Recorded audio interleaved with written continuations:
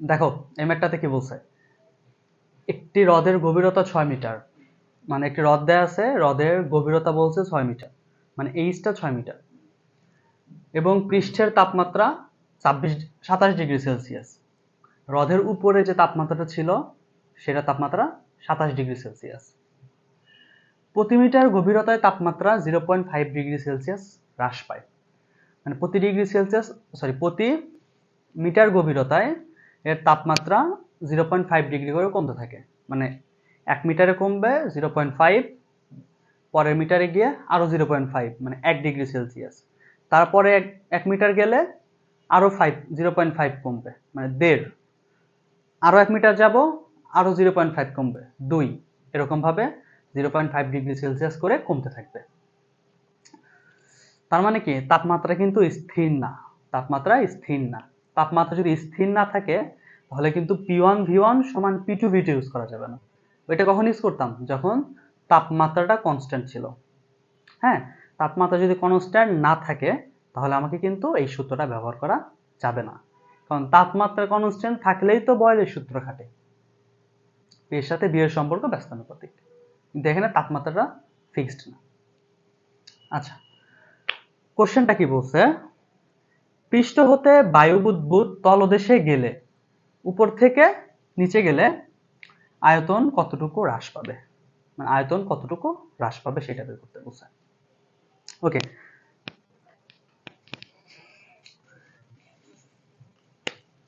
একটা হ্রদ আঁকাই আগে, আসো।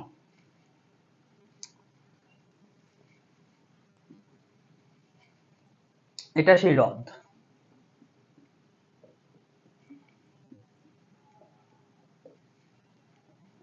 হ্যাঁ, হ্রদের মধ্যে পানি আছে। গভীরতা 6 মিটার। এই হ্রদের গভীরতা এইচ, এতটুকু তো এইচ, এইচটা বলছে 6 মিটার। পৃষ্ঠের তাপমাত্রা, উপরে যে তাপমাত্রা ছিল সেটা 27 ডিগ্রি সেলসিয়াস। আয়তন, এই বুদবুদটা, এই বুদবুদটা এখান থেকে এইখানে আসবে, ঠিক আছে? কতটুকু হ্রাস পাবে সেটা বলছে। দেখো কোনটা V1 ধরবো কোনটা V2 ধরবো কিন্তু আগের ক্লাসে বলছিলাম, আগের ভিডিওতে ছিল। যেখান থেকে যাত্রা শুরু হবে সেটাকে ধরবো V1। এখান থেকে কিন্তু এখানে আসছে, উপর থেকে নিচে আসছে, তার মানে এখান থেকে শুরু হয়েছে, এটাকে ধরবো V1। এটা হলো V1। এখান থেকে এখানে আসছে, এটাকে ধরবো V2। যেখান থেকে শুরু হবে সেটাকে ধরবো V1, যেখান থেকে শুরু করব সেটা V1, নিচে আসলে বা যেখানে আসবে সেটা হলো V2। আগের ম্যাটটাতে, আগের ভিডিওটার ম্যাটটাতে ছিল এখান থেকে এখানে গেছিল, তখন এটাকে V1 ধরছিলাম, এটাকে V2 ধরছিলাম, কারণ এইখান থেকে বুদবুদটা ওঠা শুরু করছিল। আচ্ছা, পৃষ্ঠের তাপমাত্রা 27 ডিগ্রি সেলসিয়াস। এখানে যে তাপমাত্রা T1 সেটা 27 ডিগ্রি সেলসিয়াস, মানে কি 300 কেলভিন। প্রতি মিটার গভীরতায় 0.5 ডিগ্রি করে কমতে থাকে। এখানে দেখো T2 কত হবে, 27 বিয়োগ গভীরতা 6 মিটার, প্রতি মিটারে 0.5 করে কমে, তাহলে 27 মাইনাস 6 × 0.5, যেহেতু 6 মিটার গভীরতা, তাহলে 6 × 0.5 এতটুকু কমবে। তাহলে তাপমাত্রা কত দাঁড়াবে, 24 ডিগ্রি সেলসিয়াস, যেটা কি 297 কেলভিন। ওকে, এখন দেখো যখন এইখানে ছিল তখন তার একটা চাপ ছিল, যখন এইখানে আসছে তখন তার একটা চাপ আছে। যখন এই বুদবুদটা এইখানে ছিল, এটার উপরে সব হইল বায়ুমণ্ডল, তাহলে এই বুদবুদের উপরে শুধুমাত্র বায়ুমণ্ডলের চাপ। এইখানে তাহলে P1টা হবে PATM, সেটা মান কত, 10⁵, 10⁵।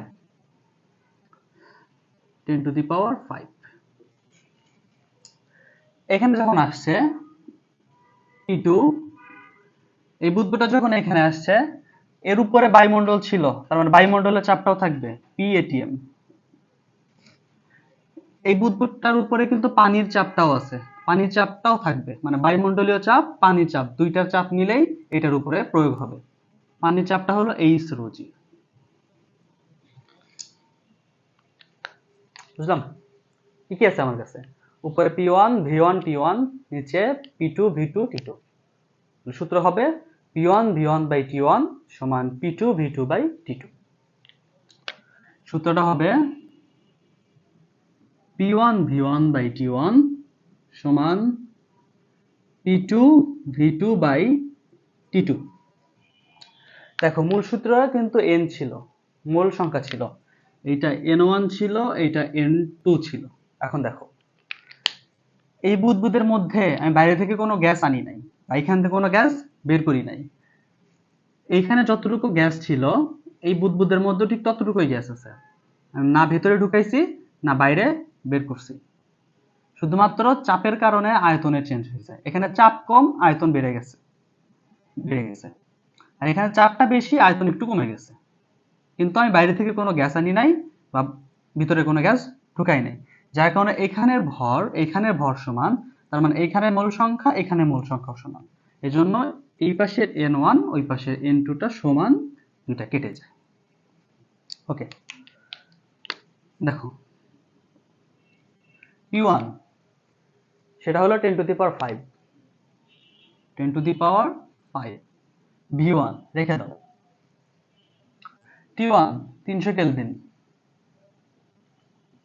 300 কেলভিন সমান P2 PATM plus H rho g, বায়ুমণ্ডলীয় চাপ 10 to the power 5 plus H rho g, H কত 6 মিটার, রো পানির ঘনত্ব 1000,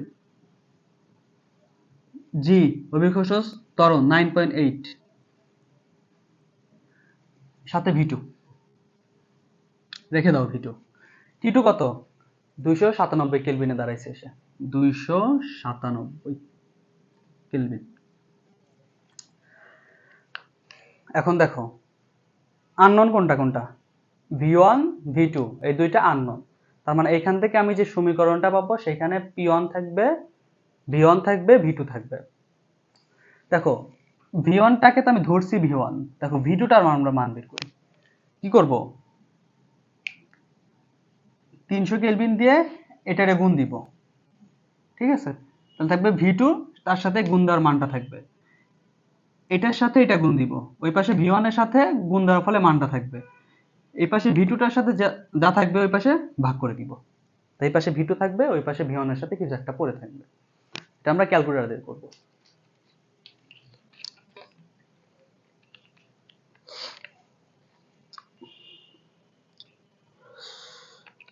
ten to the power 5 plus 6 into 1000 into 9.8 into 300, এটা দিয়ে ভাগ দিয়ে দেবো গুণ করে। 10 to the power 5 into 297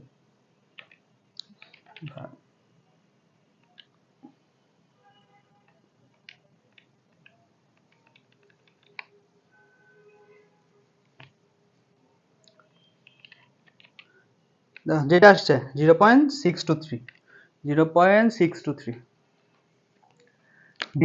V2 এর মানটা যেটা আসছে 0.623 সাথে V1, বুঝলা?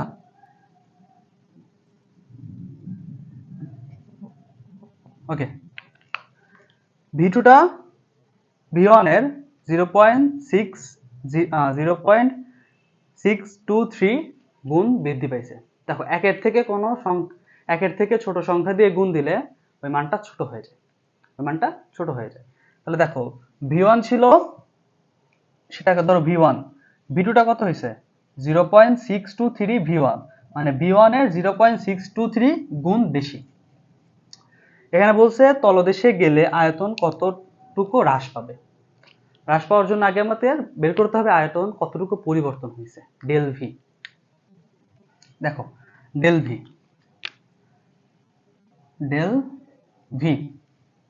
V1 minus V2, v1 minus v2, এটাই তো ডেল ভি, তাই না? তাহলে হ্রাস বের করব আমরা, কতটুকু হ্রাস পাইছে সেটা বের করব।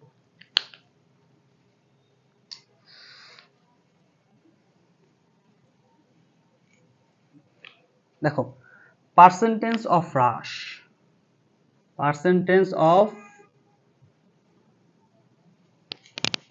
হ্রাস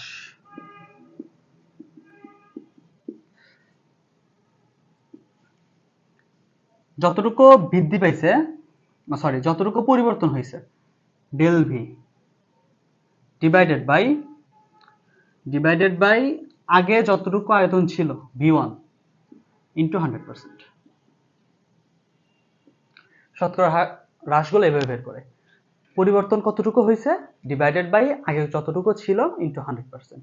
পরিবর্তন হয়েছে ডেল ভি, আগে ছিল v1, এটার অনুপাত ইন্টু 100%। এখন দেখো del V v1 minus v2, v1 minus v2 divided by v1 into 100%। এটা কি পার্সেন্টেজ অফ হ্রাস। দেখো v1 এর মান v1 ধরো, v2 সেটা কত 0.623 v1, তাহলে মানটা বসাও এখানে।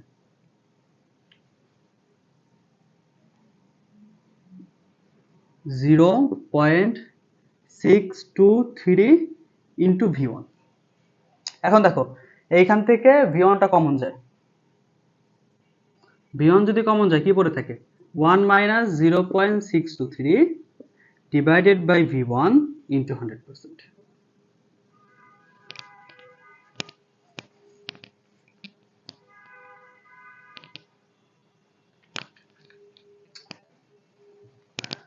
এখন দেখো এই v1 নিচের v1 উপরে v1 কেটে যায়, তাহলে কি পড়ে থাকে 1 মাইনাস 0.623 ইন্টু 100%। এটা আমরা ক্যালকুলেটর দিয়ে দেখব কত আসে। 1 মাইনাস 0.623 এটা মান যেটা আসবে সেটা 100 দিয়ে গুণ হবে, 37.7। তাহলে দেখো পার্সেন্টেজ অফ হ্রাস কত আসছে, অ্যান্সার আসছে পার্সেন্টেজ অফ হ্রাস 37.7%। বুঝলা? এতটুকু এত শতাংশ হ্রাস পাইছে, 37.7% হ্রাস পাইছে আগের v1 এর থেকে। দেখো এটা যদি না বোঝো ঐকিক নিয়মে করা যায়। কিভাবে? v1 এর জন্য কতটুকু হ্রাস পাইছে, 1 এর জন্য কত, শতকরা হিসাব, তাহলে 100 এর জন্য কত। তাহলে দেখো v1 এর জন্য হ্রাস পাইছে ডেল ভি, সেটা কত v1 minus v2, v1 minus v2। তাহলে 1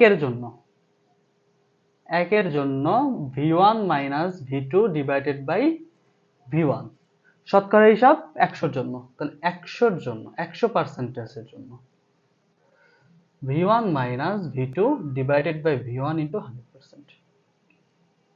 বুঝলা? কিন্তু ঐকিক নিয়ম করা বয়স এখন আছে, বড় হয়েছি না, ঐকিক নিয়মের বদলে এই মেথডটা স্ট্যান্ডার্ড, দেখতেও সুন্দর লাগে। ঠিক আছে।